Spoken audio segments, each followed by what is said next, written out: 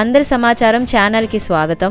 అనంతగిరి మండలం గుమ్మ పంచాయతీ పరిధిలోని కళ్యాణి గుమ్మి గ్రామానికి రోడ్డు సౌకర్యం కోసం గిరిజనులు వినూత్నంగా ఆందోళన చేపట్టారు.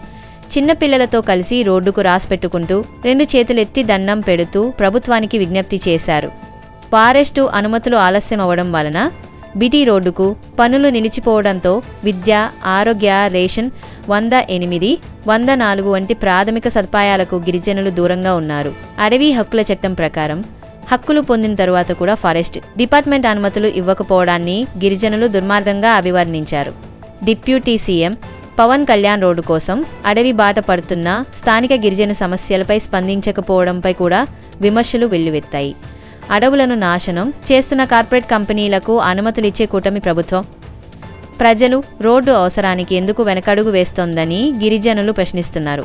ఈ పోరాటానికి అఖిల భారత వ్యవసాయ కార్మిక సంఘం రాష్ట్ర ఉపాధ్యక్షుడు డి. వెంకన్న గారు మద్దతు తెలిపారు. మీ అభిప్రాయం కామెంట్లో చెప్పండి. వీడియో నచ్చితే లైక్ అండ్ షేర్ చేయండి. మరిన్ని లేటెస్ట్ అప్డేట్స్ కోసం మా అందరి సమాచారం ఛానల్ను వెంటనే సబ్స్క్రైబ్ చేయండి.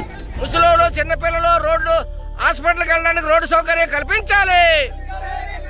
రేషన్ బియ్యం తెచ్చుకోవడానికి ఆ రోడ్డు సౌకర్యం కల్పించాలి. డోలు మూతలను అరికట్టాలి. పవన్ కళ్యాణ్ బాబు మా గ్రామాలకు రోడ్డు సౌకర్యం కల్పించండి.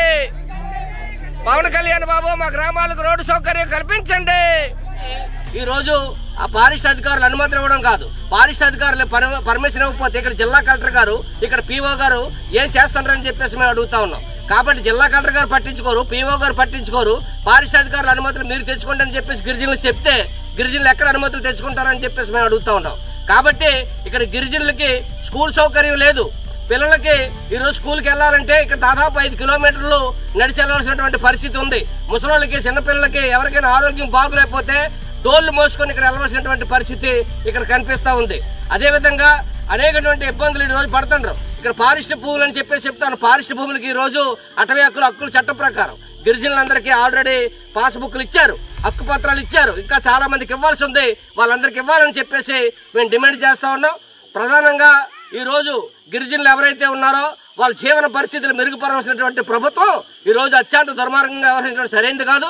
పవన్ కళ్యాణ్ గారు ఈ ఏజెన్సీ ప్రాంతం అంతా తిరిగి గిరిజనులందరికీ ఎక్కడ 10 కుటుంబాలుంటే 20 కుటుంబాలుంటే మేము రోడ్ల సౌకర్యం కల్పిస్తాం, వారికి విద్య, వైద్యం, మౌలిక సదుపాయాలు కల్పిస్తామని చెప్పారు. కానీ ఇక్కడ అటువంటి చూస్తే, ఇక్కడ వీళ్ళ పరిస్థితి చూస్తే ఈ రోజు కడుపు తరుగుపోయినటువంటి పరిస్థితి ఈ రోజు కనిపిస్తా ఉంది. అత్యంత దుర్మార్గమైనటువంటి అనాగరికమైనటువంటి జీవితం ఈ రోజు గడుపుతా ఉన్నారు.